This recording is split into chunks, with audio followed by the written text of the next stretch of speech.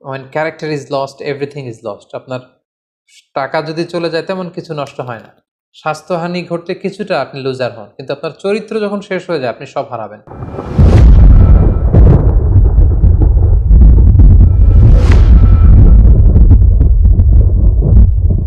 আসসালামু আলাইকুম ওয়া রাহমাতুল্লাহি ওয়া বারাকাতুহু। নাহমাদুহু ওয়া নুসাল্লি আলা রাসূলিহিল কারীম। আম্মা বা'দু ফাআউযু বিল্লাহি মিনাশ শাইতানির রাজীম। বিসমিল্লাহির রহমানির রহিম। সাইয়্যিদুনা ইউসুফ আলাইহিস সালাম কালামুল্লাহ মাজিদে বর্ণিত 25 জন নবীর মধ্য থেকে তিনি অন্যতম একজন নবী।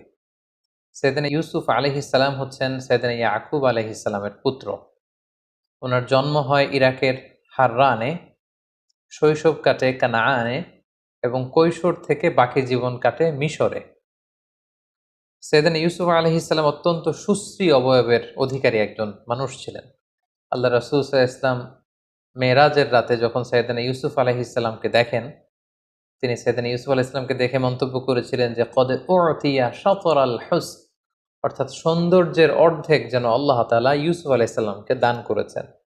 Half of the beauty is given two prophet Yusuf আলাইহিস সালাম।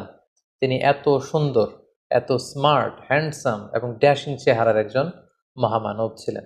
আল্লাহ রাসূল সাল্লাল্লাহু আলাইহি ওয়াসাল্লাম বলেছেন যে সৌন্দর্যের অর্ধেক আমি ইউসুফ আলাইহিস সালামের চেহারার মধ্যে দেখতে পেয়েছি।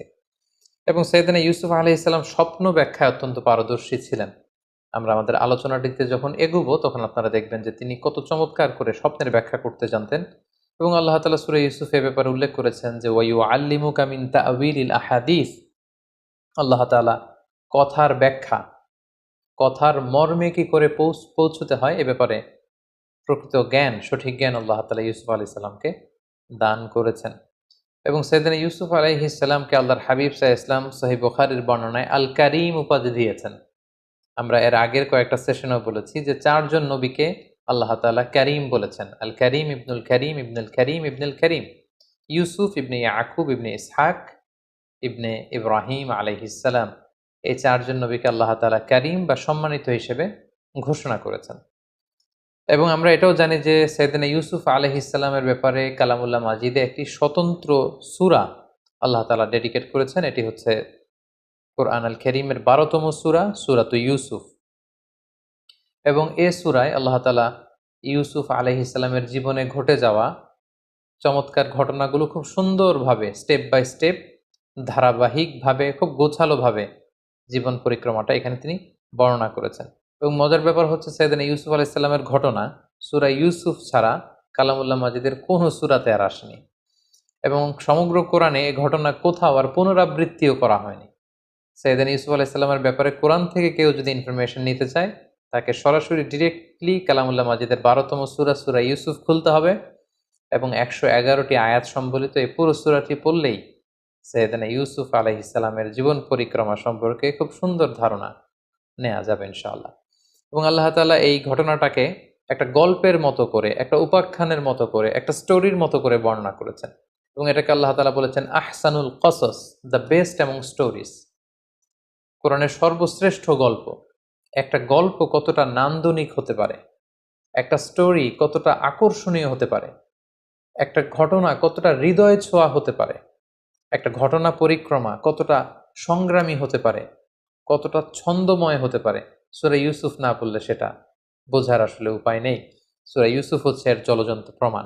আপনারা যদি খেয়াল করেন যে সাইয়েদনা ইউসুফ আলাইহিস সালামের জীবনের শুরুর দিকটা ছিল একেবারে সংকীর্ণ। ভাইয়ের অত্যাচারে তিনি ওনার জীবন যায় যায় ভাব, কুয়ায় ফেলে দেয়া হলো। কিন্তু সেখান থেকে কুয়া থেকে তুলে অন্ধকূপ থেকে আল্লাহ তাআলা রয়্যাল প্যালেসে, রাজপ্রাসাদে ইউসুফ আলাইহিস সালামকে আসীন করলেন। What a massive U turn! আপনি খেয়াল করলে দেখবেন যে চমৎকারভাবে কিভাবে আল্লাহ তাআলা এই অন্ধকূপ থেকে নিয়ে দাসত্ব থেকে রাজত্বের সিংহাসনে সাইয়েদনা ইউসুফ আলাইহিস সালামকে বসিয়েছেন। সুবহানাল্লাহি বিহামদিহি। সূরা ইউসুফ যদি আমরা খুব গভীরভাবে অধ্যয়ন করি, সাইয়েদনা ইউসুফ আলাইহিস সালামের জীবনের এই সবগুলো ব্যাপার আমাদের কাছে একেবারে স্পষ্ট হয়ে উঠবে। সম্মানিত শুধু এ পর্যায়ে আমরা সরাসরি সূরা ইউসুফ থেকে ইউসুফ আলাইহিস সালামের জীবনে ঘটে যাওয়া যে ঘটনাগুলো, ওনার জীবন পরিক্রমা, সেটা স্টেপ বাই স্টেপ জানার চেষ্টা করব। তার আগে আপনাদেরকে একটু বলে রাখি যে আমরা 2021 সালে রমাদান মাসে রিফ্লেকশনস ফ্রম সূরা ইউসুফ শিরোনামে 4 পর্বের একটি ধারাবাহিক লাইভ সিরিজ করেছি আমাদের পেজ মিজানুর রহমান আজহারি এই ফেসবুক পেজটিতে। সেখানে আমরা 4 ঘন্টা ব্যাপী এই 4টি পর্বে সাইয়েদেনা ইউসুফ আলাইহিস সালামের জীবনের সব ঘটনা আদ্যোপান্ত উল্লেখ করেছি। বিশেষ করে সরাসরি একেবারে ধরে ধরে সূরা ইউসুফের 111টি আয়াতের আমরা সেখানে সংক্ষিপ্ত তাফসীর পেশ করেছি। তাই এই পর্বটিতে আমরা সেরকম বিস্তারিত আলোচনায় যেতে পারবো না, যেহেতু সূরা ইউসুফের প্রায় আয়াত সংখ্যা 111টি এবং এখন যে ঘটনা প্রবাহ, শুধু ঘটনার পর্বগুলো আমি আপনাদের সাথে শেয়ার করব। এগুলোর প্রত্যেকটির সাথেই কোরআনের আয়াতকে রেফার করা যেতে পারে এবং এটা যদি আমরা করতে যাই আমাদের এই পর্বটি অনেক বড় হয়ে যাবে। এজন্য আমরা ডিসক্রিপশন বক্সে সেই 4টি পর্বের লিঙ্ক আমরা দিয়ে দিব। আপনারা যারা খুব বিস্তারিত সূরা ইউসুফের তাফসীর শুনতে চান, ইউসুফ আলাইহিস সালামের জীবন সম্পর্কে জানতে চান, আপনারা ডিসক্রিপশন বক্স থেকে সেই 4টি পর্ব দেখে নিতে পারেন। সম্মানিত সুধী, আমরা এবার জানবার চেষ্টা করব যে কি ঘটেছিল সাইয়েদনা ইউসুফ আলাইহিস সালামের জীবনে এবং যেটাকে আল্লাহ তাআলা আহসানুল কসস, দ্য বেস্ট অ্যামং স্টোরিজ, যত ঘটনা হতে পারে, যত গল্প হতে পারে, এর মধ্যে সবচাইতে নান্দনিক, অসাধারণ, আনপ্যারালাল, এক্সট্রাঅর্ডিনারি স্টোরি বলে তিনি উল্লেখ করেছেন। আমরা তো কোরআনে মূসা আলাইহিস সালামের অনেক ঘটনা শুনেছি, আমরা আদম আলাইহিস সালামের ঘটনা শুনেছি, ইব্রাহিম আলাইহিস সালামের ঘটনা শুনেছি। কোন নবীর ঘটনাকে আল্লাহ তাআলা দ্য বেস্ট অ্যামং স্টোরিজ এই উপাধিতে ভূষিত করেননি, আহসানুল কসস বলেননি।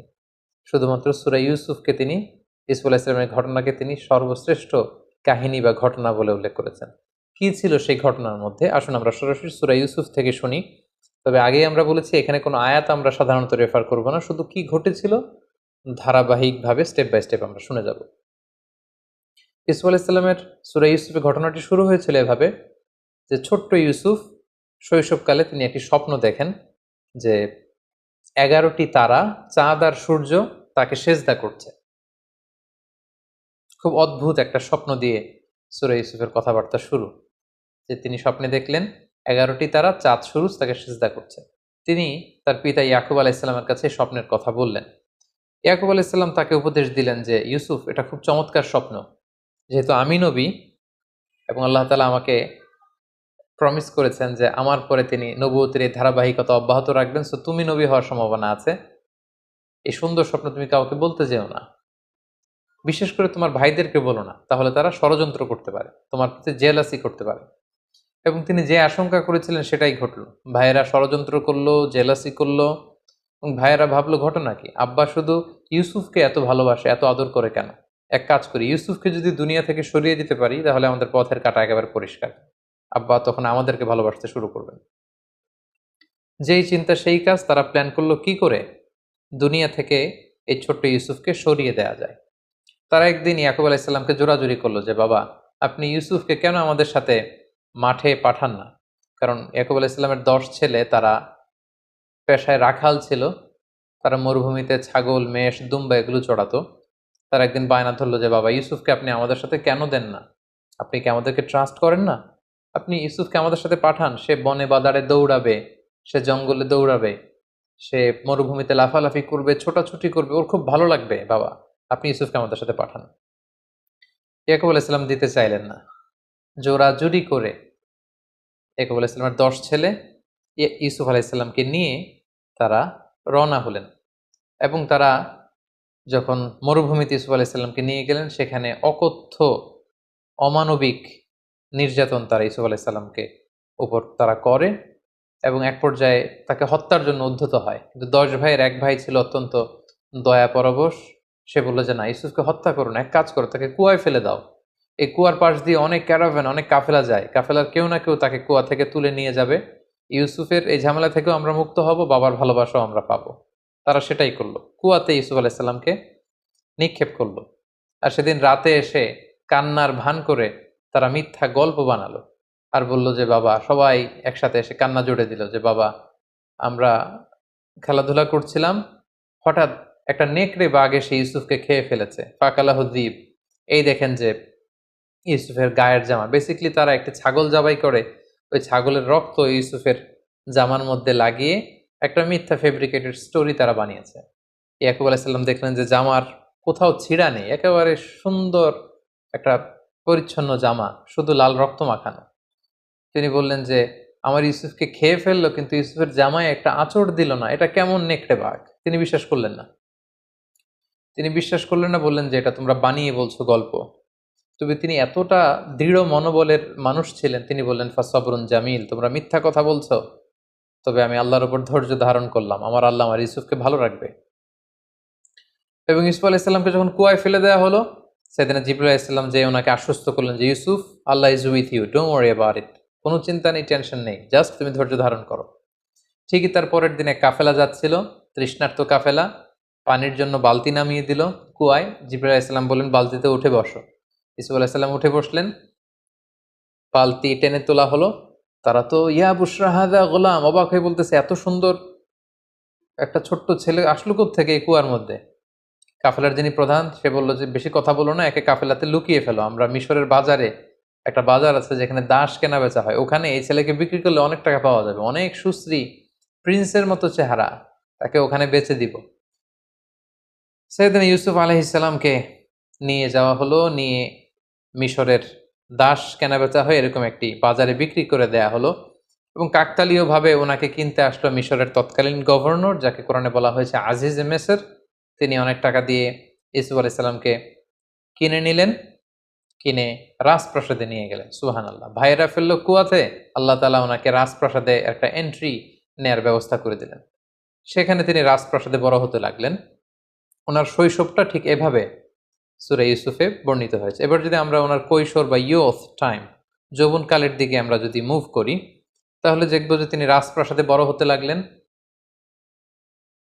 ইজিপ্টের গভর্নর ইউসুফ আলাইহিসসালামকে নিয়ে তার স্ত্রী জুলাইখার কাছে দিয়ে বলল, এই ছেলেটাকে চলো আমরা দত্তক হিসেবে নেই, আমাদের তো আল্লাহ তো কোনো ছেলে মেয়ে দেয়নি, সেই হয়তো আমাদের ছেলের মতো থাকতে পারবে, তাকে নাও, তাকে বড় করো। এবং আল্লাহ তাআলার মেহেরবানিতে রয়্যাল প্যালেসে রাজকীয় একটা পরিবেশের মধ্যে দিয়ে ইউসুফ আলাইহিসসালাম বড় হতে লাগলেন। এবং সেখানে তিনি কৈশোর পেরিয়ে যৌবনে পদার্পণ করলেন। আল্লাহ তাআলা ওই রাজপ্রাসাদে ওনাকে নবী হিসেবে অ্যাসাইন করলেন। তারপর ঘটনা একটু ভিন্ন দিকে মোড় নেয়। সাইয়েদনা ইউসুফ আলাইহিসসালাম যখন যৌবনে পদার্পণ করলেন, আমরা বলেছি যে কদ উতিয়া শাতরাল হুসন, half of the beauty is given to him. তার মতো সুন্দর তাবৎ দুনিয়ায় ওই সময় কোনো মানুষ আর দ্বিতীয়টি ছিল না। এতটা ড্যাশিং চেহারার, এতটা স্মার্ট চেহারার, এতটা সুদর্শন কোনো মানুষ পৃথিবীর কেউ কখনো দেখেনি। সো ওনার যৌবনের এই সৌন্দর্য দেখে যে জুলাইখা তাকে নিজের ছেলের মতো পালতে পেলে পেলে বড় করছিল, সে জুলাইখা নিজেই তার প্রেমে হাবুডুবু খেতে শুরু করলো। এবং এক পর্যায়ে জুলাইখা সাইয়েদনা ইউসুফ আলাইহিসসালামকে কুপ্রস্তাব দিল, প্রেমের প্রস্তাব, কুপ্রস্তাব। এবং ইউসুফ আলাইহিসসালাম এটা প্রত্যাখ্যান করলেন। তিনি বললেন, কিভাবে এটা সম্ভব? আমি আপনাকে মায়ের চোখে দেখি, মায়ের মতো দেখি, আপনি আমাকে মায়ের আদরে বড় করেছেন, এখন কিভাবে আপনার স্বামী থাকা অবস্থায় আপনি পাপের প্রস্তাব আমাকে করতে পারছেন? ইউসুফ আলাইহিসসালাম প্রত্যাখ্যান করলেন। জুলাইখার ডাকে তিনি সাড়া দিলেন না। কিন্তু জুলাইখা নাছোড় বান্দা, যে কোনো মূল্যেই তিনি তার ডিজায়ারকে ইউসুফের মাধ্যমে ফুলফিল করতে চান। আমি খুব, to make the long story very short, খুব সংক্ষেপে আমি বলছি যে একদিন গভীর রাতে জুলাইখা ইউসুফ আলাইহিসসালামকে একটা খাওয়াসুল খাওয়াস, একটা স্পেশাল চেম্বারে ডেকে পাঠালেন। এবং যাকে দিয়ে ডাকিয়ে আনলেন তাকে বললেন যে এই চেম্বারে ঢুকতে 7টা দরজা পেরোতে হয়, প্রত্যেকটা দরজায় বড় বড় তালা লাগিয়ে দিবে যাতে করে ইউসুফ বেরোতে না পারে। ইউসুফ আলাইহিসসালাম সেখানে ঢুকলেন, 7টা দরজায় তালা লাগিয়ে দেওয়া হলো। এবার জুলাইখা আবারও প্রেম নিবেদন করলো। ইউসুফ আলাইহিসসালাম প্রত্যাখ্যান করলেন, নানাভাবে ফুসলাতে লাগলো। সেদিন ইউসুফ আলাইহিসসালাম প্রত্যাখ্যান করলেন। তারপরে জোরাজুরি যখন শুরু করলো জুলাইখা, তখন আল্লাহ তাআলার আদেশে জিবরাইল আলাইহিসসালাম বললেন যে হে ইউসুফ, তুমি যদি ঈমান বাঁচাতে চাও তাহলে দৌড়াও। ইউসুফ আলাইহিসসালাম দেখলেন যে তালা লাগানো। তিনি কাল বিলম্ব না করে আল্লাহর নামে দৌড়াতে শুরু করলেন। কিন্তু খুব অবাকভাবে তিনি যখন দরজার সামনে আসলেন, মুহূর্তের মধ্যে দরজার তালা খুলে যেতে লাগলো। 1, 2, 3, 4, 5, 6 এভাবে 60টি দরজার বড় বড় তালা খুলে গেল। এবং পেছন থেকে জুলাইখাও ইউসুফ আলাইহিসসালামকে ধরবার জন্য দৌড়াতে লাগলো। সাইয়েদনা ইউসুফ আলাইহিসসালাম দৌড়াচ্ছেন বাঁচার জন্য, জুলাইখা দৌড়াচ্ছে ইউসুফ আলাইহিসসালামকে পাওয়ার জন্য। দৌড়াতে দৌড়াতে 7ম দরজার কাছে যখন জুলাইখা চলে আসলো, ইউসুফ চলে আসলো, জুলাইখা ইউসুফ আলাইহিসসালামের জামার পেছনে ধরে টান মারলো। সেই টানের চোটে সাইয়েদনা ইউসুফ আলাইহিসসালামের জামার পেছনের কিছু অংশ ছিঁড়ে গেল। ইন দ্য মিন টাইম 7ম দরজারও তালা খুলে গেল। হঠাৎ তারা দুজন দেখতে পেল যে আজিজ মেসর দাঁড়িয়ে আছেন, অর্থাৎ জুলাইখার স্বামী। কি এক অদ্ভুত বিব্রতকর পরিস্থিতি। আইজি মেসর দেখলেন যে ইউসুফ আলাইহিসসালাম হাঁপাচ্ছেন, জুলাইখা হাঁপাচ্ছে, তার পোশাক আশাকের অবস্থা খুব একটা সুন্দর না। তখন তিনি বললেন, আসলে তোমাদের মাঝে কি ঘটেছে এই মাঝরাতে? আমাকে সত্য কথা কেউ বলো। কেউ না কেউ মুখ খোলো, বলো আমাকে কি ঘটেছে এবং সত্য কথা বলো। তখন জুলাইখা আগ বাড়িয়ে সামনে যে একটা মিথ্যা গল্প সাজালো। সে বলতে আরম্ভ করলো যে নিজের ছেলের মতো করে যাকে বড় করেছে সে আজ গভীর রাতে আমার রুমে হানা দিয়েছে আমার শ্লীলতা হানির জন্য, আমার ইজ্জত নষ্ট করবার জন্য, আমার শ্লীলতা হানির জন্য সে আমার ঘরে জোর করে হানা দিয়েছে, তার বিচার করুন। আইজ মেশর অত্যন্ত ক্ষিপ্ত হলেন। তিনি বললেন, এখানেই বিচার হবে তোমার, তবে তোমার মন্তব্য বা কথাও আমি শুনতে চাই। তোমার কি কিছু বলার আছে ইউসুফ? তোমার কি কোনো সাক্ষী আছে? ইউসুফ আলাইসাল্লাম বললেন, হ্যাঁ আছে। সাইয়েদনা জিব্রাইল বললেন, আপনি বলেন যে আপনার সাক্ষী আছে। কে সাক্ষী? ইউসুফ আলাইসাল্লাম বললেন, এই সাক্ষী আমার পক্ষের কোনো লোক নয়। রাজপ্রাসাদে এই জুলাইখার এক আত্মীয়া থাকে, তার একটা ছোট্ট মেয়ে দুধ খায়, দুধের বাচ্চা, তার মুখে এখনো বোল ফোটেনি, কথা ফোটেনি, সেই ছোট্ট মেয়ে আমার পক্ষে সাক্ষ্য দিবে। আইজিমেশর আবার রেগে গেলেন। তিনি বললেন, তুমি কি আমার সাথে ঠাট্টা করছো? ছোট্ট বাচ্চা কি করে সাক্ষ্য দিবে? ইউসুফ আলাইসাল্লাম বললেন, হ্যাঁ সে বাচ্চাই সাক্ষ্য দিবে। কি অদ্ভুত ব্যাপার! ঠিকই আল্লাহ তাআলা সেই ছোট্ট বাচ্চার সাক্ষ্যের মাধ্যমে প্রমাণ করলেন যে ইউসুফ আলাইসাল্লাম নির্দোষ ছিলেন। এই পৃথিবীতে ৩টা বাচ্চা দুধের শিশু মায়ের কোলে বসে প্রাপ্তবয়স্কদের মতো কথা বলেছে। এক হচ্ছে জুরাইজ নামে এক আল্লাহর ওয়ালি ছিল, যার নিষ্কলুষতা প্রমাণ করবার জন্য একটা ছোট্ট বাচ্চা আল্লাহ তার মুখে কথা বলার সুযোগ দিয়েছিলেন। দ্বিতীয় হচ্ছে ঈসা আলাইহিসসালাম, মারিয়াম আলাইহিসসালামের কোলে বসে তিনি প্রাপ্তবয়স্ক মানুষের মতো কথা বলেছিলেন। তৃতীয় হচ্ছে এই ছোট্ট মেয়েটি, তাকে যখন জিজ্ঞেস করা হলো যে কে দোষী, তখন ছোট্ট মেয়েটি বলল যে হে আজিজে মেসের, আপনি ইউসুফ আলাইসাল্লামের জামাটা একটু চেক করুন। ইউসুফের জামার সামনের দিক থেকে যদি ছেঁড়া হয় তাহলে ইউসুফ অপরাধী, পেছন দিক দিয়ে ছেঁড়া হলে জুলাইখা অপরাধী। এবং আমরা ইতিমধ্যে শুনেছি যে ইউসুফকে ধরার জন্য জুলাইখা যখন পেছন থেকে টানা হেচড়া করছিল, তখন ইউসুফ আলাইসাল্লামের জামার পেছন দিক দিয়ে ছিঁড়ে গিয়েছিল। আইজি মেসের চেক করে দেখলেন যে ইউসুফের জামার সামনের দিকে তো একেবারে পরিচ্ছন্ন, কোনো ছেঁড়াফাড়া নেই, কিন্তু ঠিকই ইউসুফ আলাইসাল্লামের জামার পেছন দিক দিয়ে ছেঁড়া। এবং এটা সবার সামনে এটা প্রমাণিত হয়ে গেল যে ইউসুফ আলাইসাল্লাম এখানে নির্দোষ ছিলেন, প্রকৃত দোষী হচ্ছে জুলাইখা।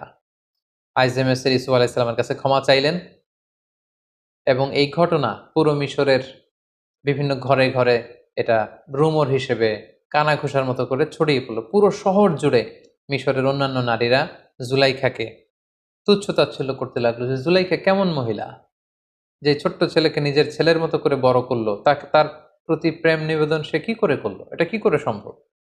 জুলাইখা তখন মনে মনে প্ল্যান করলো যে কি জন্য আমি ইউসুফের প্রেমে পাগল হয়েছি এটা তোমাদেরকে আমি দেখিয়ে ছাড়বো। মিশরের নারীদেরকে তিনি দাওয়াত করে রয়্যাল প্যালেসে নিয়ে আসলেন। প্রত্যেকের হাতে একটি করে ছুরি আর একটি মাল্টা ফল দিলেন, আর ইউসুফ আলাহিসাল্লামকে বললেন, ইউসুফ এদের সামনে দিয়ে হেঁটে যাও।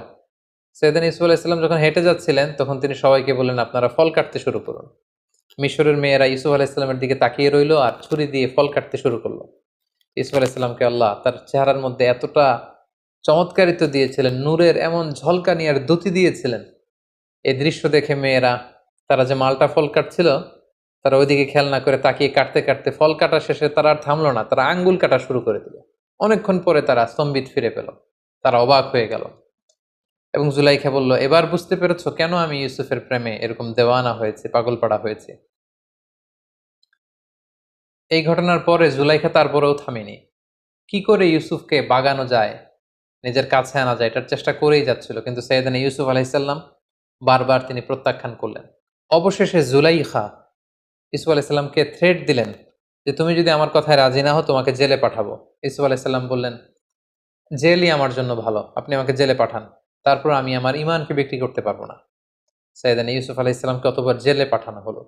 রাজপ্রাসাদ থেকে এবার আরেকটা ইউটার্ন নিয়ে আল্লাহ তাআলা একটা বিশেষ গ্রুমিং সেশন পালন করবার জন্য, একটা ট্রেনিং সেশন পিরিয়ডকে পার করবার জন্য আল্লাহ তাআলা আল্লাহর প্রিয় নবী ইউসুফ আলাইসাল্লামকে এবার মিশরের জেলখানায় পাঠালেন।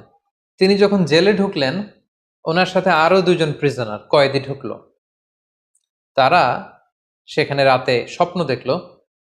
একজন স্বপ্ন দেখলো যে তিনি আঙ্গুর নিংড়িয়ে রস বানিয়ে মদ রাজাকে খাওয়াচ্ছেন, আঙ্গুর নিংড়িয়ে মদ বানাচ্ছেন। আরেকজন স্বপ্নে দেখলো যে মাথার মধ্যে করে তিনি রুটির বোঝা নিয়ে যাচ্ছেন আর পাখি এসে ঠুকরে ঠুকরে রুটি খাচ্ছে। এবং সকালবেলা তারা দুজন সবার কাছে বললো যে আমরা ভয়ঙ্কর স্বপ্ন দেখেছি। কি স্বপ্ন? এরকম এরকম স্বপ্ন। ইউসুফ আলাইসাল্লাম বললেন যে আমি তোমাদের স্বপ্নের ব্যাখ্যা করে দিতে পারবো, তোমরা কি বিশ্বাস করবে? তারা বললেন হ্যাঁ বিশ্বাস করবে। সাইয়েদনা ইউসুফ আলাইহিসসালাম বললেন, যে স্বপ্নে দেখেছো যে আঙ্গুর চিপে রস বের করছো, সে কিছুদিনের মধ্যে বেকসুর খালাস হয়ে যাবে, সে জেলখানা থেকে মুক্তি পাবে এবং রাজার পানশালায় দায়িত্ব পাবে, সে রাজাকে মদ খাওয়ানোর দায়িত্ব পালন করবে। আর যে স্বপ্নে দেখেছে যে মাথার উপর থেকে মাথায় করে রুটির বোঝা নিয়ে এসে যাচ্ছে আর উপর থেকে পাখি এসে ঠুকরে ঠুকরে সেই রুটি খাচ্ছে, কিছুদিনের মধ্যেই তার মৃত্যুর ফায়সালা হবে, তাকে শুলে চড়িয়ে রাষ্ট্রীয়ভাবে মৃত্যুদণ্ডের আদেশ দেয়া হবে এবং এই মৃত্যুদণ্ড কার্যকর করা হবে। কিছুদিন পরে সেটাই ঘটল। যে স্বপ্নে দেখেছিল যে আঙ্গুর থেকে রস বের করছে, তাকে জেলখানা থেকে মুক্তি দেয়া হলো এবং রাজার পানশালায় দায়িত্ব পেল, সে রাজাকে মদ খাওয়াতে শুরু করলো। আর যে স্বপ্নে দেখেছিল মাথার রুটির ঝুড়ি থেকে পাখি এসে ঠুকরে ঠুকরে খাচ্ছে, তার মৃত্যুদণ্ডের আদেশ আসলো এবং তাকে শুলে চড়িয়ে মৃত্যুদণ্ড দেয়া হলো। ইউসুফ আলাইহিসসালামের স্বপ্নের ব্যাখ্যার এই পুঙ্খানুপুঙ্খতা দেখে জেলখানার সবাই ইউসুফ আলাইহিসসালামের বড্ড ভক্ত হয়ে গেলেন। সবাই এখন ইউসুফ আলাইহিসসালাম ছাড়া কিছুই বোঝেন না। সবাই বুঝতে আরম্ভ করলো যে এই মানুষটা সাধারণ কোনো মানুষ নয়, এটা মহামানব। সাইয়েদনা ইউসুফ আলাইহিসসালাম দেখলেন এই তো সুযোগ, এই সুযোগেই তাওহীদের বাণী জেলখানার প্রতিটি কয়েদির হৃদয়ের ভেতরে আমাকে ঢুকিয়ে দিতে হবে। সাইয়েদনা ইউসুফ আলাইহিসসালাম জেলখানার অন্ধ প্রকোষ্ঠে বসে বসে দাওয়াতি কাজ করতে লাগলেন। জেলখানার লোকদেরকে তিনি তাওহীদের শিক্ষা দিলেন, রিসালাতের শিক্ষা দিলেন, আখিরাতের শিক্ষা দিলেন, সততার শিক্ষা দিলেন, ঈমানের শিক্ষা দিলেন। জেলখানার প্রতিটা মানুষকে তিনি আলোকিত মানুষে রূপান্তরিত করে ফেললেন। কিছুদিন পর স্বয়ং মিশরের রাজা একটি অদ্ভুত স্বপ্ন দেখলেন। স্বপ্নটি ছিল এমন, তিনি ৭টি মোটা গরু দেখলেন আর ৭টি চিকন গরু দেখলেন এবং দেখলেন ৭টি চিকন জীর্ণশীর্ণ গরু ৭টি মোটা গরুকে গিলে খেয়ে ফেলছে। আবার তিনি ৭টি সতেজ গমের শীষ দেখলেন, আবার ৭টি নিস্তেজ গমের শীষ দেখলেন। ঘুম থেকে উঠে তিনি কাঁপতে লাগলেন। তিনি এই স্বপ্নের মানি বুঝতে পারলেন না। মিশরের সবচেয়ে বড় স্বপ্নের ব্যাখ্যাকারীদেরকে তিনি একসাথে এনে একটা প্যানেল করলেন, বললেন আমার স্বপ্নের ব্যাখ্যা করে দাও। কিন্তু দিনের পর দিন, সপ্তাহের পর সপ্তাহ, মাসের পর মাস সময় বের করেও ব্যয় করেও গণকরা বা স্বপ্নের ব্যাখ্যাকারীরা এই স্বপ্নের কোনো সুরাহা করতে পারলেন না। রাজা অত্যন্ত বিচলিত হলেন, চিন্তিত হলেন। ইন দ্য মিন টাইম জেলখানার যেই কয়েদি মুক্তি পেয়েছিল, মুক্তি পেয়ে রাজার পানশালায় রাজাকে মদ খাওয়ানোর দায়িত্ব পেয়েছিল, তার মাথায় হঠাৎ করে জেলখানার সেই ইউসুফের কথা মনে পড়ল। সে রাজাকে বলল যে জেলখানায় থাকতে আমি একটি স্বপ্ন দেখেছিলাম, আর জেলখানার একজন অত্যন্ত ভালো লোক সে স্বপ্নের ব্যাখ্যা করে দিয়েছিল এবং যেমনটি ব্যাখ্যা করেছে ঠিক তেমনটিই ঘটেছে। রাজা তো অবাক হলেন, কে সেই লোক? সে বলল তার নাম হচ্ছে ইউসুফ। রাজা বললেন তাকে ডেকে আনো, তার কাছে আমার স্বপ্নের কথা খুলে বলো, তাকে আমার স্বপ্নের ব্যাখ্যা করতে বলো।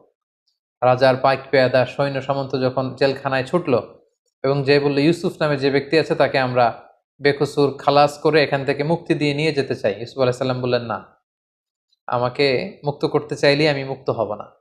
আমাকে যেই অপবাদ দিয়ে অন্যায়ভাবে জুলুম করে আমাকে যে জেলখানায় ঢোকানো হয়েছিল তার বিচার আগে হতে হবে। সেটা যখন প্রমাণিত হবে সবার কাছে যে আমি নির্দোষ, জুলুম করে আমাকে জেলখানায় পাঠানো হয়েছে, এটা প্রমাণিত হলে আমি বেরোবো। রাজা তো এসব কিছুরই জানেন না। রাজা তখন জিজ্ঞেস করলেন কি হয়েছে। তখন জুলাইখা, আজিজে মিসর, মিশরের সেই নারীদের সব ঘটনা ওনাকে যখন বলা হলো, তিনি সবাইকে ডেকে বিচার করলেন। জুলাইখা সব অপরাধের দায়ভার নিজের কাঁধে বহন করে নিল এবং সে বলল যে আল আন হাসাস আল হক, আজকে সত্য প্রকাশিত হয়েছে। সবার সামনে জুলাইখা অবশেষে স্বীকার করে নিল যে আসলে আমি প্রকৃতপক্ষে দোষী। ইউসুফ আলাইহিসসালাম হচ্ছেন নির্দোষ, নিষ্কলুষ একজন মানুষ, তার পুরো চরিত্রে এক ফোঁটা কালিমা লেপন করার মতো কোনো ক্ষমতা কারো নেই।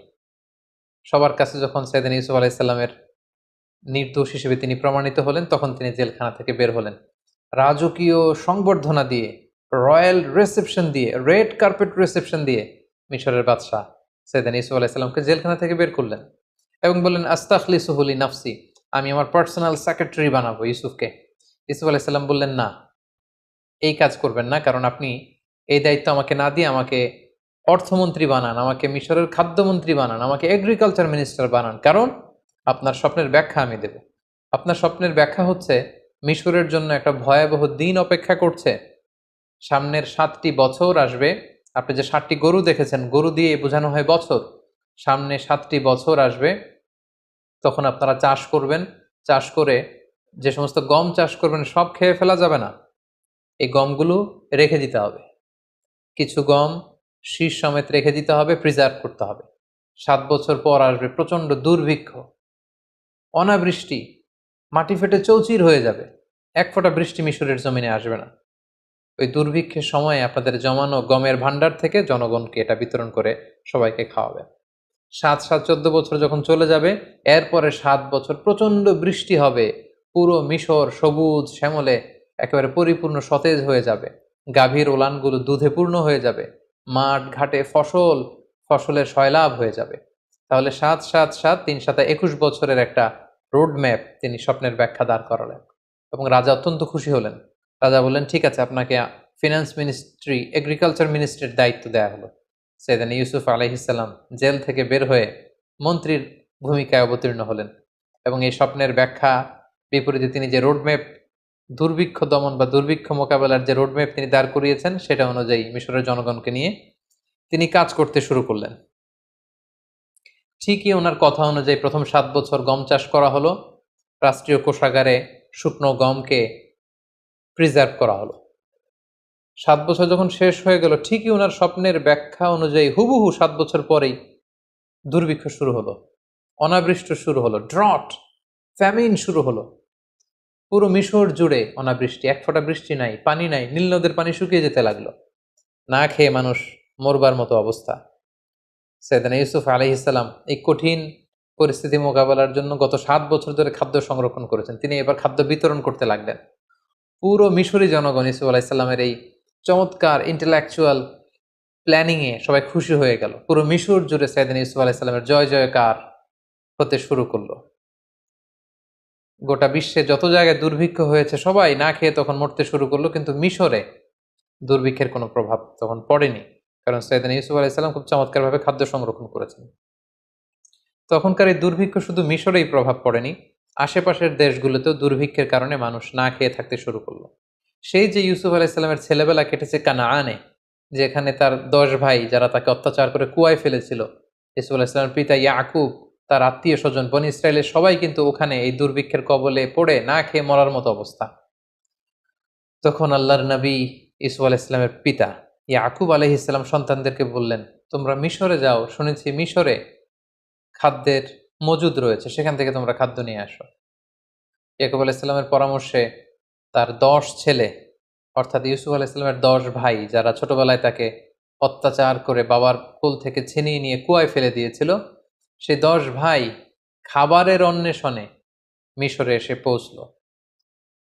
তখন নিয়ম ছিল যে মিশরের বাইরের কোনো দেশ থেকে কেউ যদি খাদ্য সংরক্ষণের জন্য বা সংগ্রহের জন্য মিশরে আসতো, সেই ব্যাপারটা সরাসরি as an agriculture minister and as a finance minister Yusuf আলাইহিসসালাম নিজে ডিল করতেন। এই 10 ভাইকে তখন বাধ্য হয়ে মিশরের তখন ফিনান্স মিনিস্টারের সাথে দেখা করতে হলো। এবং আমরা জানি ফিনান্স মিনিস্টারের চেয়ারে তখন বসা ইউসুফ আলাইহিসসালাম, মিশরের মন্ত্রী, আর তার সামনে 10 ভাই কাচুমাচু হয়ে, জীর্ণ শীর্ণ হয়ে, ছেঁড়া পুরাতন পোশাক পরে তারা এসে দাঁড়ালো। ইউসুফ আলাইহিসসালাম সিম্পলি জিজ্ঞেস করলেন, তোমরা কারা? তারা বলল, আমরা কানাআনের অধিবাসী। ইউসুফ আলাইহিসসালাম অবাক হলেন, কানাআন শুনেই ওনার ছোটবেলার কথা মনে পড়ল। জিজ্ঞেস করলেন, তোমাদের নাম কি? তারা যখন নাম বলতে আরম্ভ করলো, ইউসুফ আলাইহিসসালামের চোখ দিয়ে পানি নামার উপক্রম। ইউসুফ আলাইহিসসালাম জিজ্ঞেস করলেন, তোমাদের বাবার নাম কি? তারা বলল, ইয়াকুব আন-নবী। ইউসুফ আলাইহিসসালাম নিজেকে আর ধরে রাখতে পারলেন না, কিন্তু তিনি অনেক কষ্ট করে নিজেকে সামলে স্বাভাবিকভাবেই তাদের সাথে কথোপকথন শেষ করেছেন। তিনি খোঁজখবর নিলেন কানানবাসীদের, কিন্তু পরিচয় দিলেন না। ইউসুফ আলাইহিসসালাম 10 ভাইকে চিনতে পারলেন, কিন্তু 10 ভাই কিন্তু চিনতে পারেনি যে এটা তাদের সেই ছোট্ট ভাই ইউসুফ। ইউসুফ আলাইহিসসালাম মন্ত্রীর মতোই তাদের সাথে আচরণ করলেন, বললেন, ঠিক আছে, আমি তোমাদেরকে 10 ভাইয়ের জন্য 10 বস্তা গমের বরাদ্দ দিয়ে দিলাম, তবে তোমরা মোট কয় ভাই সেটা আমাকে বলো। তারা বলল, আমরা মোট 12 ভাই ছিলাম, বাকি 2 জন কোথায়? তারা বলল, এক ভাইকে বাঘে খেয়ে ফেলেছে। তাহলে আরেক ভাই কোথায়? তারা বলল যে আরেকজনের নাম বানিয়ামিন, তাকে আমাদের আব্বা আগলে রেখেছে, আসতে দেয়নি। কেন দেয়নি? তারা তখন বলল যে ছোটবেলায় বাঘে খাওয়া ভাইকে হারিয়ে তার আপন ভাই বেনিয়ামিনকে বাবা সবসময় কাছে কাছে রাখে, বাবার কাছ থেকে তাকে আনা এত সহজ না। ইউসুফ আলাইহিসসালাম বললেন, আমি এই কথা শুনবো না।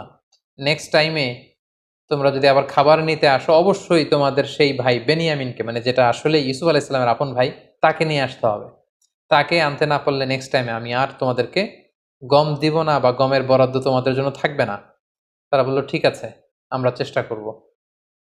ইউসুফ আলাইসাল্লাম তার স্টাফদেরকে বললেন যে তাদেরকে 10 জনকে 10 বস্তা গম দাও, আর গমের দাম তারা যেটা দিয়েছে এটা লুকিয়ে 10 জনের গমের বস্তার ভিতরে আবার ঢুকিয়ে দাও, যাতে তারা বুঝতে পারে যে আমি অত্যন্ত দয়ালু। তারা যখন গম নিয়ে কানানে ফিরল, বাড়িতে ঢুকে যখন গমের বস্তা খুললো, তারা তো অবাক যে হাদিহি বিদআতুনা রুদ্দাত ইলাইনা। তারা ইয়াকুব আলাইহিসসালামকে বললেন যে বাবা দেখেন, কত ভালো মানুষ মিশরের অর্থমন্ত্রী, তিনি আমাদের টাকাটাও রাখেননি, টাকাটাও আমাদের ব্যাগের ভিতরে দিয়ে দিয়েছেন। তবে বাবা, নেক্সট টাইমে যদি আমাদের গম আনতে হয়, তিনি বলেছেন যে আসলে আমাদের আরেক ভাই আছে কিনা তিনি বিশ্বাস করেন না যতক্ষণ না আমরা বেনিয়ামিনকে তার সামনে হাজির না করাবো। ইয়াকুব আলাইহিসসালাম বললেন, ছোটবেলায় যেভাবে আমি বিশ্বাস করে ইউসুফকে তোমাদের হাতে দিয়ে ইউসুফকে হারিয়েছি, তোমরা কি চাচ্ছ আবারও আমি বেনিয়ামিনকে দিয়ে বেনিয়ামিনকে এভাবে হারাতে? কখনোই না। কিন্তু ছেলেরা জোরাজুরি করতে লাগলো। ইয়াকুব আলাইহিসসালামও আর বেনিয়ামিনকেও তিনি ধরে রাখতে পারলেন না। 1 বছর পরে তাদের এই গমগুলো যখন শেষ হয়ে গেল, তারা বেনিয়ামিনকে নিয়ে মিশরে রওনা হলেন। ইউসুফ আলাইহিসসালামের সাথে সাক্ষাৎ করলেন। ইউসুফ আলাইহিসসালাম বললেন, তাহলে এটাই তোমাদের ভাই বেনিয়ামিন? তারা বলল হ্যাঁ। তিনি বললেন, ঠিক আছে, তাহলে তো তোমরা সত্যবাদী, তোমাদেরকে আবারও অনেকগুলো বস্তা করে আমি গম দিয়ে পাঠিয়ে দেব। তিনি গমের বস্তা দিয়ে দিলেন। এবার তিনি বুদ্ধি করে একটা ট্রিক করে বেনিয়ামিনকে যাতে নিজের কাছে রেখে দিতে পারেন, তিনি একটি কাজ করলেন। উনি একটি স্বর্ণের পানপাত্র ব্যবহার করতেন, যেটা দিয়ে তিনি পানি খেতেন, বা মিশরের রাজা পানি খেত। তিনি বুদ্ধি করে এই পানপাত্রটা বেনিয়ামিনের গমের বস্তার ভিতরে ঢুকিয়ে দিলেন, এবং তারা যখন ফিরে চলে যেতে লাগলো গমের বস্তা নিয়ে, তিনি সৈন্যদেরকে পাঠালেন, মিশরীয় সৈন্য। তারা সবাইকে ডাক দিল, আইয়াতুহাল আইর ইন্নাকুম লাসারিকুন, মানে ওহে কাফেলার লোকেরা দাঁড়াও, তোমরা চোর। ইউসুফ আলাইহিস সালামের 11 ভাই দাঁড়ালেন, বেনিয়ামিন সহ। তারা বললেন, কি বলছো? আমরা এখানে এসেছি গম নেবার জন্য, আমরা তো চুরি করতে আসিনি। তোমরা কি হারিয়েছো বলো? তারা বললো, আমাদের রাজার পানপাত্র হারিয়েছি। তারা বললো, আমরা তোমাদের পানপাত্র নিয়ে কি করবো? আমরা দুর্ভিক্ষে মরে যাবার উপক্রম। সৈন্যবাহিনীর লোকেরা বলল, যদি তোমাদের কারোর গমের বস্তার ভেতরে আমাদের রাজার পানি খাওয়ার পাত্র পাওয়া যায়, তখন কি শাস্তি হবে বলো? তারা বলল, যার গমের বস্তার ভেতরে সেই পানপাত্র পাবে তাকে তোমরা রেখে দিও, কারণ আমাদের এলাকায় চোরদেরকে আমরা এই শাস্তি দেই। কেউ যদি কারো জিনিস চুরি করে, তাহলে যার জিনিস চুরি করা হলো সেই চোর তার দাস হয়ে যায়। তো আমাদের কারো গমের বস্তার ভেতরে যদি সেটা পাওয়া যায়, সে তোমাদের দাস, তাকে রেখে দিও। এবার সৈনিকদের মধ্যে থেকে একজন প্রত্যেকের গমের বস্তার থেকে গম বের করে খুঁজতে লাগলো, সার্চ করতে লাগলো। সার্চ করতে করতে কারো গমের বস্তার ভেতরে যখন পায় না, সর্বশেষে যখন বানিয়ামিনের বস্তা চেক করা হলো, দেখা হলো যে এখানে বানিয়ামিনের গমের বস্তার ভেতরে সেই পানপাত্র পাওয়া গেল। বাকি 10 ভাই তো লাজবাব, তারা তো অবাক। তারা বললো, হে বেনিয়ামিন, তুমি কি করলে এটা? তুমি এখানে এসে চুরি করবে আমরা কল্পনাও করতে পারিনি। তারা একটা মিথ্যা কথা বললো। তারা বললো, তোমার ভাইও ছিল চোর, তুমিও একটা চোর। নাউযুবিল্লাহি মিন যালিক। আসলে কথাটা একেবারেই মিথ্যা। তখন সাইয়েদনা ইউসুফ আলাইহিস সালাম ওই জায়গায় এসে উপস্থিত হলেন। তিনি বললেন যে, তোমরা বলেছ চোরকে আমরা সাথে করে নিয়ে যাব, বেনিয়ামিনের বস্তায় যেহেতু পাওয়া গিয়েছে তাকে আমি নিয়ে গেলাম। তারা বলল, হে মিশরের অর্থমন্ত্রী, হে মেহেরবান, আপনি তো অত্যন্ত দয়ালু। এই ভাইকে যদি আমরা আমাদের বাবার কাছে ফিরিয়ে দিতে না পারি, আমাদের বাবা হয়তো মারাই যাবেন। আপনি যদি মেহেরবানি করে তার বদলে আমাদের 10 ভাইয়ের যে কোনো একজনকে রেখে দেন তার জায়গায়, আমরা অত্যন্ত কৃতজ্ঞ হব। ইউসুফ আলাইহিস সালাম বললেন, নাউযুবিল্লাহ, এটা আমার পক্ষে সম্ভব না। কারণ যে চুরি করেছে শাস্তি আমি তাকে না দিয়ে যদি অন্য কাউকে দেই, তাহলে মিশরের সবাই আমাকে জালিম ডাকবে। আমি একজন ন্যায়পরায়ণ বাদশাহ, এখানে আমার সুনাম রয়েছে, এটা আমি পারবো না। তিনি ট্রিক করে তার আপন ভাই বেনিয়ামিনকে নিজের কাছে রেখে দিলেন। সুবহানাল্লাহি বিহামদি। অনেক বছর পর ভাইয়ের সাথে তিনি মোলাকাত করলেন, কোলাকুলি করলেন, এবং তিনি যখন বেনিয়ামিনকে নিজের পরিচয় দিলেন, বেনিয়ামিনও নিজের চক্ষুকে বিশ্বাস করতে পারল না যে মিশরের অর্থমন্ত্রী আমার সে হারিয়ে যাওয়া বাঘে খাওয়া ভাই ইউসুফ। সুবহানাল্লাহি বিহামদি। অতঃপর ইয়াকুব আলাইহিস সালামের 10 ছেলে ব্যর্থ হয়ে কানানে ফিরে এসে বাবার কাছে সব খুলে বলল। ইয়াকুব আলাইহিস সালাম বিশ্বাস করতে পারলেন না। তিনি বললেন, আমার ছেলে বেনিয়ামিন চুরি করতেই পারে না। 10 ছেলে বলল, বাবা, আমরা যদি মিথ্যা বলে থাকি, কাফেলাতে আমাদের সাথে অনেক লোক ছিল, আপনি তাদেরকে জিজ্ঞেস করুন। তারা আমাদের সামনে দাঁড়িয়ে দাঁড়িয়ে দৃশ্য দেখেছে যে বেনিয়ামিনের ব্যাগ থেকেই সেই পানপাত্র পাওয়া গিয়েছে। ইয়াকুব আলাইহিস সালাম এবার আরো মর্মাহত হলেন, আরো দুঃখিত হলেন। তিনি ভেঙে পড়লেন একেবারে মানসিকভাবে। এতদিন ইউসুফকে হারানোর কষ্ট, এবার ইউসুফের ভাই বেনিয়ামিনকে হারানোর কষ্ট। কাঁদতে কাঁদতে উনি অন্ধ হয়ে গেলেন। তারপর আশা হারালেন না, বললেন, বাবারা তোমরা আবার মিশরে যাও, আবার সেই অর্থমন্ত্রীকে অনুরোধ করো, আমার মন বলছে যে তোমরা ইউসুফ এবং বেনিয়ামিন দুজনকেই খুঁজে পাবে। 10 ভাই এবার আবার অর্থমন্ত্রীর কাছে যে ইয়াকুব আলাইসাল্লামের পক্ষ থেকে একটা চিঠি দিল যে, হে অর্থমন্ত্রী, আপনি পড়ে দেখুন আমার বাবা কি লিখেছে, আমাদের বাবা। তখন ইয়াকুব আলাইসাল্লাম অত্যন্ত মর্মস্পর্শী, হৃদয়স্পর্শী, আবেগঘন একটা চিঠি লিখেছিলেন যে, আমি একজন অন্ধ পিতা, অনেক বয়স আমার হয়ে গিয়েছে, ছোটবেলায় আমি ইউসুফকে, আমার সন্তানকে হারিয়েছি, আজ বেনিয়ামিনকে। এরকম আবেগঘন কথা যখন ইউসুফ আলাইসাল্লাম শুনলেন, তিনি আর ধৈর্য ধারণ করতে পারলেন, হাউমাউ করে কাঁদতে শুরু করলেন। এবং ওনার কান্না দেখে 10 ভাই অত্যন্ত আশ্চর্য হয়ে গেল। ঘটনা কি? আমাদের বাবার এই রিকোয়েস্ট শুনে মিশরের অর্থমন্ত্রী কাঁদে কেন? ইউসুফ আলাইসাল্লাম তখন 10 ভাইকে বলল, তোমরা কি করেছিলে ইউসুফের সাথে? কেন তোমরা ইউসুফকে এই কষ্ট দিয়েছিলে? এই প্রশ্নের জন্য আসলে 10 ভাই প্রস্তুত ছিল না। তার অবাক হয়ে গেল যে ইউসুফের সাথে কি ঘটেছিল, কি করেছিলাম, এটা উনি জানবে কি করে? অতঃপর ইউসুফ আলাইহিসসালাম তাদের সামনে সত্যকে প্রকাশ করে দিলেন। তিনি বললেন, আনা ইউসুফ ওয়া হাদা আখি, আমি হচ্ছি সেই ইউসুফ যাকে তোমরা অত্যাচার করে, মারপিট করে দুনিয়া থেকে বিদায় করবার উদ্দেশ্যে কুয়ার মধ্যে ফেলে দিয়েছিল। আমি সেই ইউসুফ। সেখান থেকে আল্লাহ তাআলা রাজপ্রাসাদে বড় করি আজকে এই অর্থমন্ত্রীর চেয়ারে আল্লাহ তাআলা আমাকে বসিয়েছেন। আল্লাহ তাআলা আমাকে অনেক নেয়ামত দিয়েছেন। আর এটাই হচ্ছে আমার ভাই বানিয়ামিন। 10 ভাই তখন অত্যন্ত লজ্জিত হলো। তারা ভয়ে কাঁপতে আরম্ভ করলো। তারা ভাবলো যে ইউসুফ এখন অর্থমন্ত্রী, মিশরের এত বড় পজিশনে আছে, চাইলে আমাদেরকে বড় শাস্তি দিতে পারবে। তারা কাঁপছিল। ইউসুফ আলাইহিস সালাম বললেন, লা তাসরিবা আলাইকুমুল ইয়াউম, তোমাদের প্রতি কোনো প্রতিশোধ নেয়ার মানসিকতা, কোনো রিভেঞ্জ নেয়ার মেন্টালিটি আমার নেই। আমি তোমাদের ক্ষমা করে দিলাম, তোমরা আমার ভাই। সবাইকে জড়িয়ে নিলেন। 10 ভাই ইউসুফ আলাইহিস সালামের কাছে ক্ষমা চাইলেন। ইউসুফ আলাইহিস সালাম বললেন, আমার এই গায়ের জামা নিয়ে বাবার চোখে লাগাও, বাবা দৃষ্টি ফিরে পাবে। কারণ এতদিনে ইয়াকুব আলাইহিস সালাম অন্ধ হয়ে গিয়েছিলেন কাঁদতে কাঁদতে। এবং তোমাদের বংশধর আমার বাবাকে নিয়ে, সবাইকে নিয়ে মিশরে আসো। এবং সেটাই ঘটল। ইউসুফ আলাইহিস সালামের জামা নিয়ে 10 ভাই সাইয়েদনা ইয়াকুব আলাইহিস সালামের চোখে লাগালেন, তিনি দৃষ্টি ফিরে পেলেন।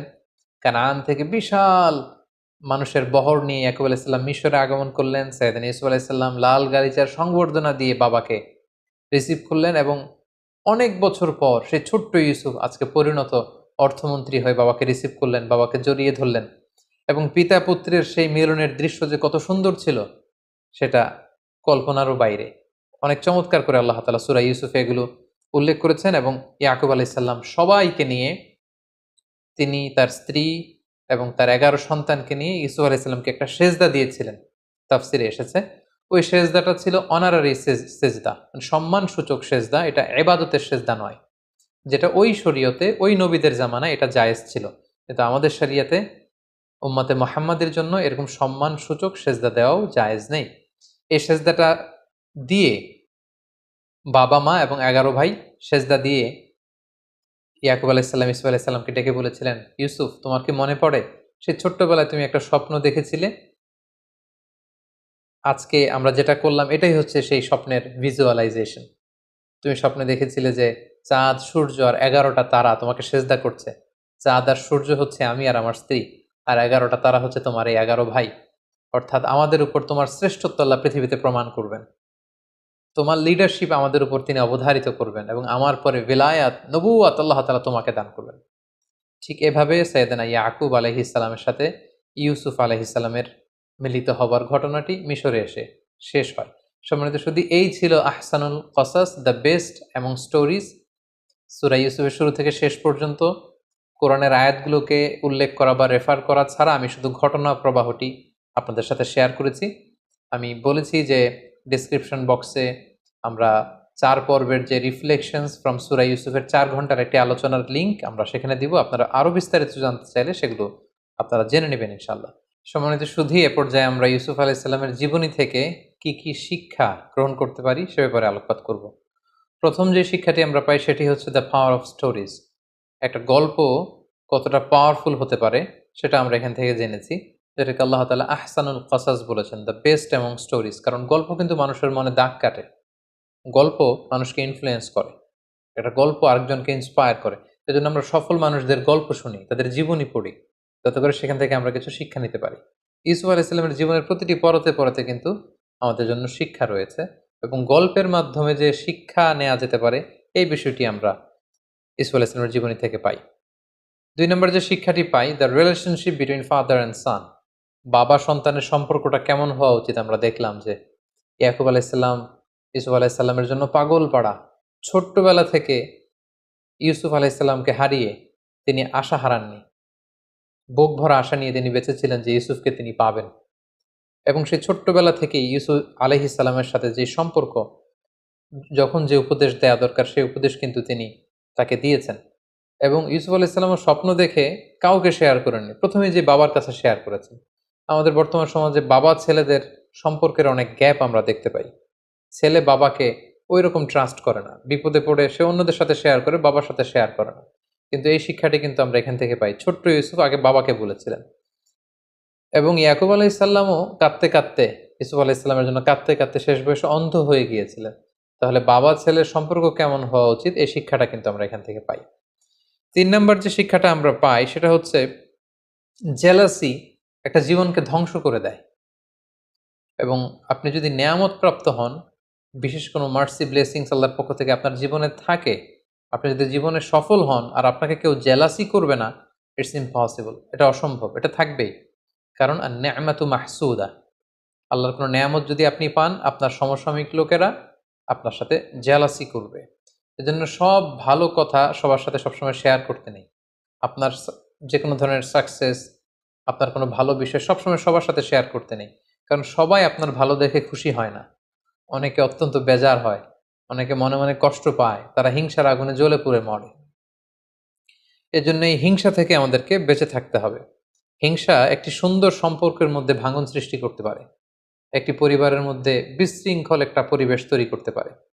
এজন্য আল্লাহ তাআলা আমাদেরকে শিখিয়েছেন আমরা যেন এই হিংসা থেকে, হিংসাকারীদের থেকে আল্লাহ তাআলার কাছে যেন পানাহা চাই।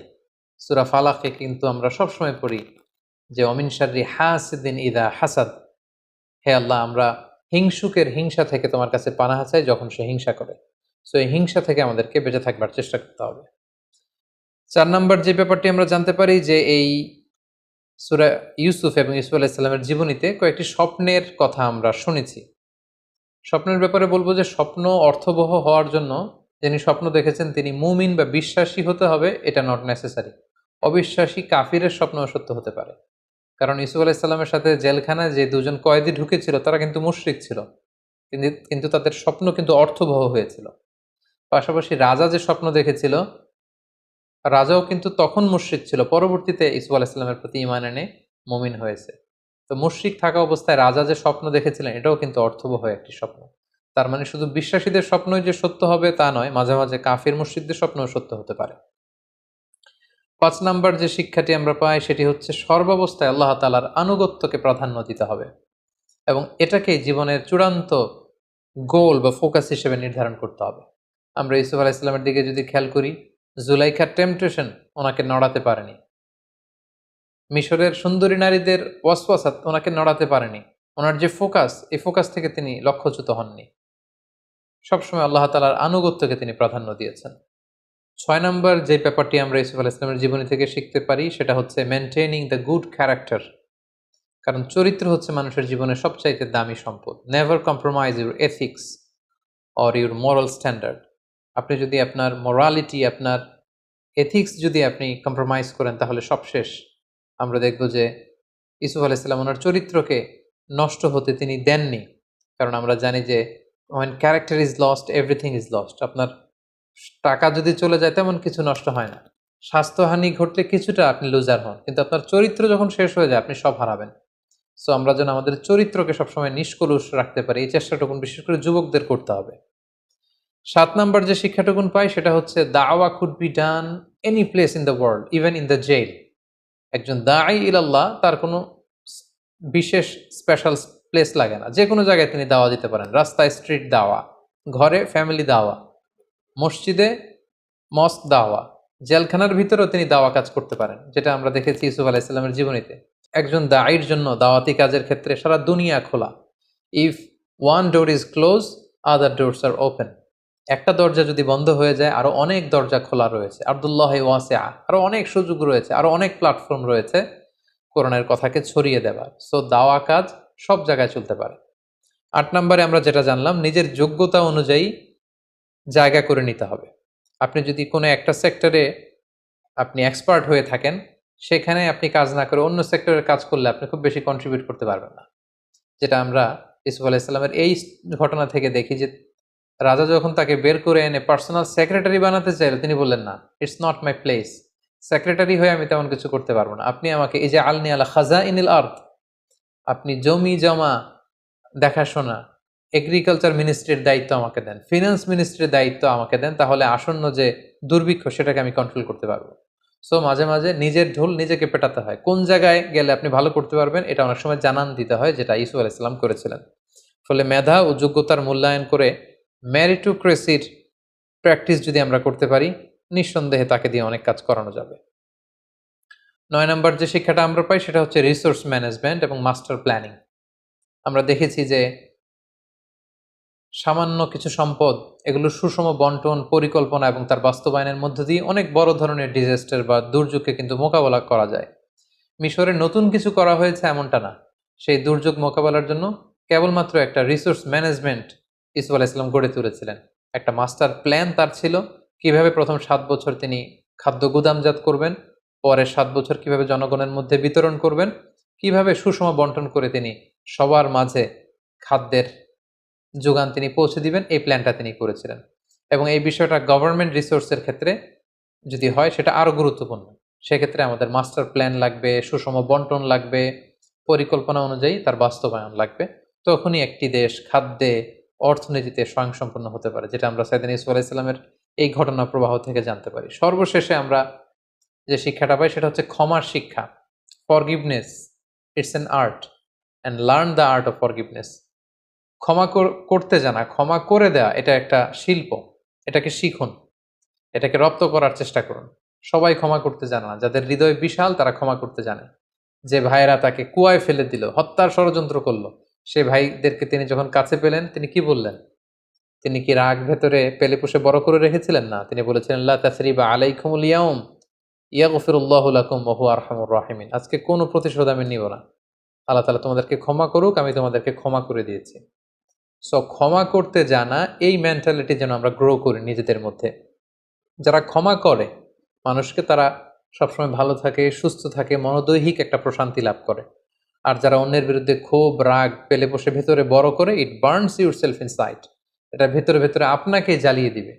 রাগ, ক্ষোভ, এটা এমন একটা ব্যাপার যেটা আপনি লালন করবেন অন্যের ব্যাপারে, কিন্তু জ্বলে পুড়ে মরবেন আপনি। সো আমরা যেন অন্যকে ক্ষমা করতে শিখি, আমরা যেন আমাদের হৃদয়টাকে অনেক ব্রড করতে শিখি। আল্লাহ তাআলা আমাদের সবাইকে কথাগুলো বুঝার এবং নবীদের দেখানো পথে এবং মতে নিজেদের জীবনকে পরিচালিত করার তৌফিক দান করুক। হাদা মা ইনদি ওয়াল ইলমু ইনদাল্লাহ, আলাইহি তাওয়াক্কালতু ওয়া ইলাইহি উনীব। ওয়াসসালামু আলাইকুম ওয়া রাহমাতুল্লাহি ওয়া বারাকাতুহু।